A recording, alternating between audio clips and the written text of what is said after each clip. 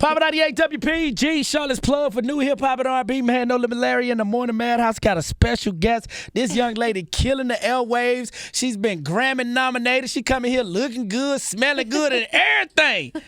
Victoria Monet, how you doing this morning? Hey, I'm so good. How are you? You looking so good. Thank you so much. I love your energy. Oh, man, appreciate it. So, singer-songwriter, like which one do you love the most? You love being a singer, you love being a songwriter? If I have to choose, I have to say performer because that's a way I can do both because I write my own music. So it's like all combined. But I really do love them both. I aspire to be like Missy or Smokey Robinson or The Dream, where you just have a really successful songwriting career and artist career. So speaking of those people that you just named, who would you say you look up to the most? Ooh, I think Missy because I think she might have been the first woman, even before Carrie Hilson, that I saw like producing and writing for other artists and like equally successful. And she was at the forefront and like in videos and like it made a culture out of like wanting to be behind the scenes. So I would say Missy. How did you even get in the game? Like, how did you even get into songwriting? Like, what was that first song you wrote that somebody was like, oh, yeah, that's the one right there? The first placement I ever got was I Hate That You Love Me for Diddy, Dirty Money. Okay. I think that was 2010 or 11. But I was writing at home in Sacramento just because you don't really have anyone else to write your music there. So it was just like something that I was doing. And I was also writing poetry at the time. And then when I came to LA to pursue artistry, I kind of got more into the songwriting thing. And I think it took off faster than artistry for me.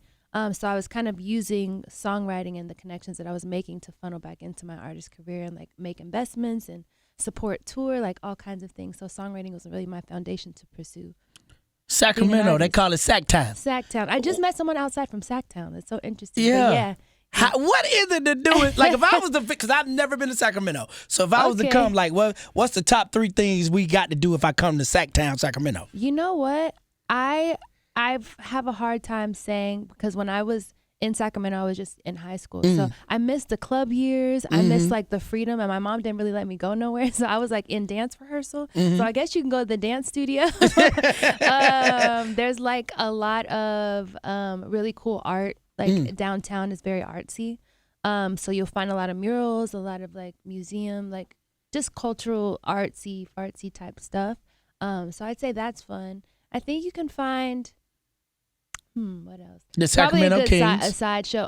Yeah. Let's go see the Sacramento Kings. Y'all was in the playoffs this year. Y'all did good. Yeah. Y'all got a team now. Y'all got a black head coach. You know what? You know what I mean? My man Mike Brown out there. We do have a new arena, so you can go see check them out. Go check them out. Yeah. Are you into sports? I do like football season. My cousin plays football, so We play football. He played for the Raiders. Oh, okay, that ain't bad. Okay.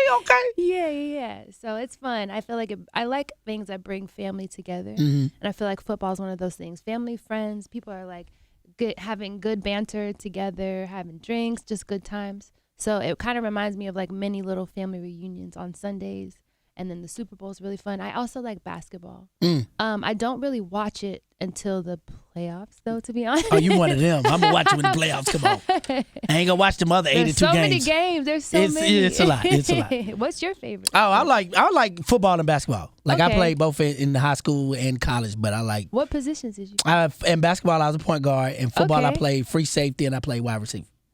Yeah. I was out there. Nice. And I coach football now, so. And basketball, but yeah. Oh, that's lovely. That's my thing. But you spoke about writing poetry. I actually, that's how I used to get girls in high school. A lot of people don't know this about me, but I used to actually write. Do you remember any of your poems? Man, so this is the craziest thing. I'm about to drop my first book. Oh my God. And it's called High School Love Notes.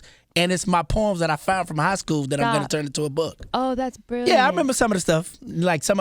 And so recently, last year, my mom passed. So I've been in her house. I appreciate it. I've been in her house finding all my old stuff. Oh, wow. So I found a lot everything. of you know how moms are. Love it. Everything, like baby pictures, baby shoes, all awards, all that kind of stuff. So I've been finding like my handwritten stuff and me and my sister. Are you going to put your handwriting in Yes. the book? Oh, yes. nice. So I'm going to put, of course, the digital stuff, but I'm also put some of the handwritten stuff in there too. I love that. So would you say your book is going to be better than Drake? I don't know. I ain't gonna say that. Drizzy ain't got nothing on me. No, I'm just kidding. Hey, talk your stuff now. I love it. So what was that like? Songwriting and poetry, how closely are they related?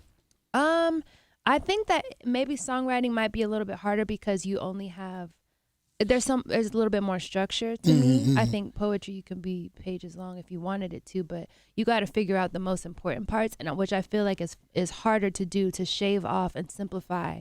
It's almost like someone said, describe your whole life in 3 words. Right. You're like, well.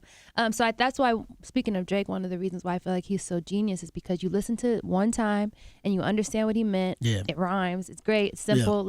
But it's still deep.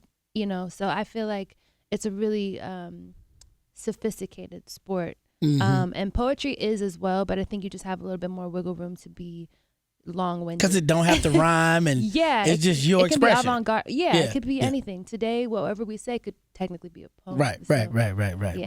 So did you use to write guys' poetry, or they wrote you poetry, or you was not like that in high school and in college? I wasn't writing to people. It was just kind of a thing that I was doing. Yeah, I was an only child, so I think maybe there were kind of more conversations. Like just getting my feelings off, because I didn't have necessarily like someone in my household my age to be like, this is what I'm doing and what I think. So I think it was just a form of expression. I did a lot of that kind of stuff. Like in my room, I would like be practicing moves and, perfecting stuff, or like drawing. Like I love just arts and crafts. So now in my adult life, it's transitioned to like, I want to do sip and paints. I want to like cook. And when I cook, the plating has got to be pretty. So just really like artsy stuff. So you also spoke about being a dancer and being in dance recitals. Yes. And you earlier you spoke about, people you look up to. Did you catch any of the Aaliyah era? Like, have you seen any of her music and music videos? Yeah. Because that reminds me of like Aaliyah was like that. When you talk about songwriting, dancing, and putting it all. Yeah, she had the whole package. Yeah. I think my favorite performers of all time have that. So I look at Michael Jackson, I'm like, yep. Chris Brown, yep. Aaliyah, Janet, Beyonce, like performers that incorporate dance a lot. I really admire. That's tough. To dance and sing at the same time. Oh Lord, it's crazy. Yeah. I heard when I first moved to LA, they were like, you gotta, Beyonce runs 4 miles a day in heels. I'm like, what? Oh, did you try? I tried walking. I was like, I can't do it. That's why I'm in flats today. But I can't even do that. But it's really cool. I think you just have the stamina, and I think that's just like presenting your artistry as if you're an athlete. So how you're training in football and basketball, we still need that same presence on stage, because the show's an hour. Maybe the games are about an hour and a half. Yeah. Yep. So. How do you stay focused? You know what I mean, with everything you got going on. How do you keep your focus? Like, what do you do in your free time to release your mind and release your spirit? I don't really have that much free time, but if I do, I really just like to like do nothing. It's more like Netflix. But I usually what's happening nowadays is like I'll put Netflix on and fall asleep to it. It's on, but I'm not watching it, because by the time I'm at the very end of my day, it's like I'm asleep. Yeah. So, but I like activities. Like I would like a date at a ceramics studio, or like I was saying before, maybe sip and paint, or like Top Golf, like just fun activities to get outside the house. So that's what you like to do. Like, what'll be a dope girls' night for you? Like, you hanging out with the girls. What y'all doing? We going to see the Beyonce concert.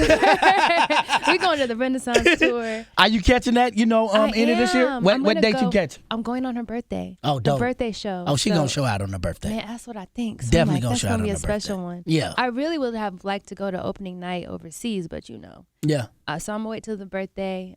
It'll be in the midst of my, like right before my tour starts too. So I'll be definitely inspired. That's what I was about to say. You got your own tour to worry about. Yes. So when is it kicking off, and where you going, and how many dates and all that? It's September 6th. It kicks off, and it ends in the mid-October, and then I have a London date in November. Oh, dope. I'm so excited. I know everybody is super excited too. It sold out really fast. That's dope. Like in minutes, and it just like. I didn't get to tour one of the projects I put out in 2020. So I feel like my anticipation for tour has been really, really high. So I'm just excited to get out on the road and see people. It's so different when you're just seeing everyone on the screens. And like when you get to be in the room and connect with your audience and like see the people who have been rooting for you, supporting you, spending their hard-earned money to get to your shows, buy your merch.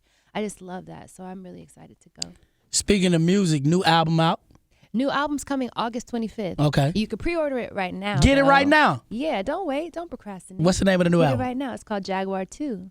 Okay. Yes, and I just put out the track list for it. There's some really great features. I have a song with Kate Trinata. I have a song with Earth, Wind, and Fire, and my daughter on the same song. Lucky Day's on the project. Bougie That's my guy. Banton. Isn't he great? Yeah, Lucky Day is a good guy. So talented. Yeah, real dope. Yeah. So you have a daughter? I have a daughter. She's 2.5. 2. So how's it being a mom and after the tour and like does she come with you? Like how do you manage all that? This will be my first time touring since she was born, but I definitely want to bring her with me. I think it's going to make the process a lot easier because I feel like I'd be pretty homesick. So I'm trying to figure out how to bring her and keep her entertained and all that while mommy's touring. 2 is that stage where they just say no to everything. Favorite word. They throw stuff at you. They try to bite you.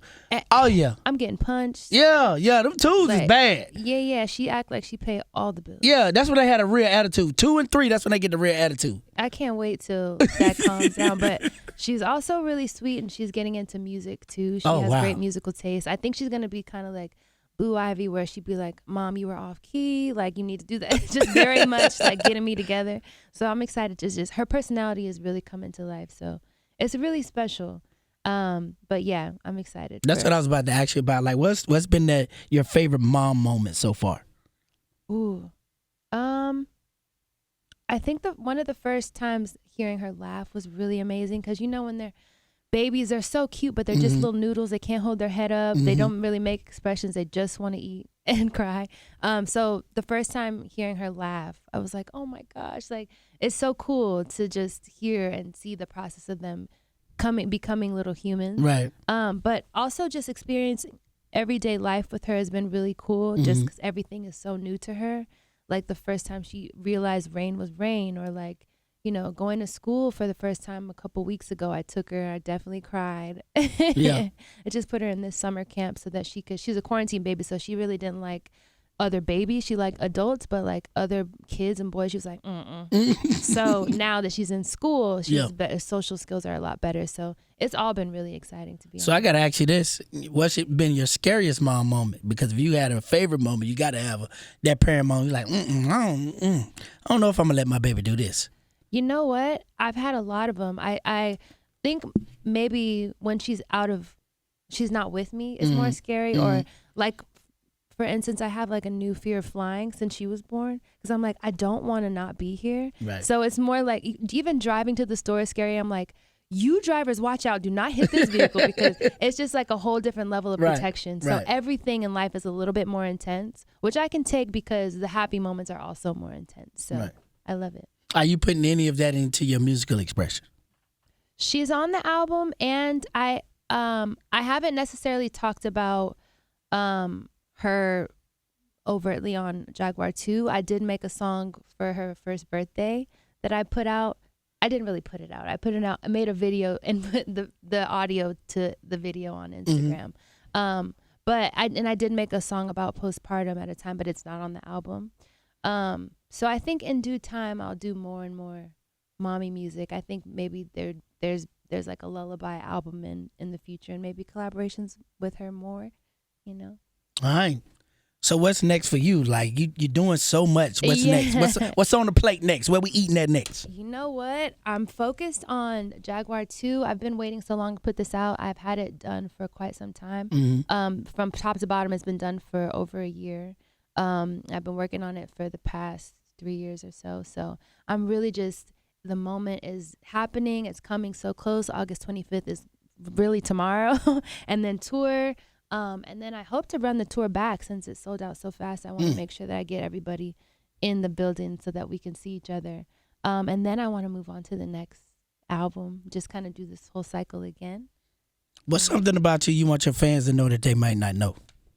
That they might not know. Because it seems like you got to have your fan base is very huge if your tour sold out in minutes. It's like, we going to see Victoria. Yeah. I mean, I don't know. I feel like they know quite a lot because I moved to LA in 2009, Mhm. and you know, when social media started happening, I feel like they're finding all the clips, the other interviews, and everything. Oh, if putting you it all said it, they're together. gonna find it out there. Literally, yes. They know my whole life story. They know where I'm at right now. Yeah. Yeah, but it's beautiful. I think maybe something that some people don't know. I I played golf my freshman year of high school. Okay.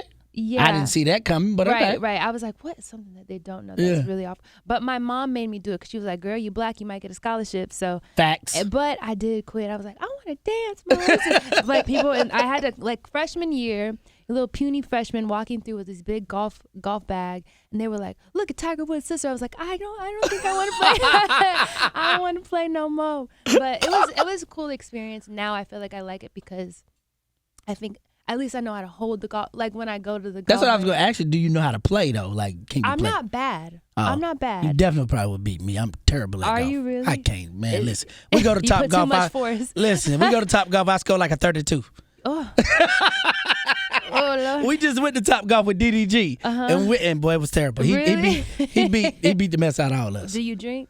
Was it the alcohol? It probably was. Just tell us. Blame it on alcohol. It probably Casamigos. You know, we had okay. Casamigos out there. Yeah, this is the tequila's fault. Yeah, it was It's the not tequila you. fault. Yeah, it wasn't me. I really could play if I wasn't. Yeah. Yeah. Well, and if not, we'll go next time and we'll Bet. just We're going to hold you to that. Okay, let's do it. We're going to hold you to that. I'm so down. Victoria Monet live inside the Madhouse. Say something to all your fans down here in Charlotte and the Carolinas. Hey, I love y'all. I can't wait to see you. She made me believe that. I do. I can't wait to see you. And if you've ever done anything to support me, shared my music with a friend or family members, come to see me live, bought merch, liked an Instagram post, or talked positively about me at all, I thank you and I love you and I can't wait to meet you. And yeah, we're going to link soon. Tell us about this new single, Mama. On My Mama. Okay. On My On Mama. My Mama. Hey, shout out to Charlie Boy. Hey. I look good. I look fast. It samples Charlie Boy, I Look Good.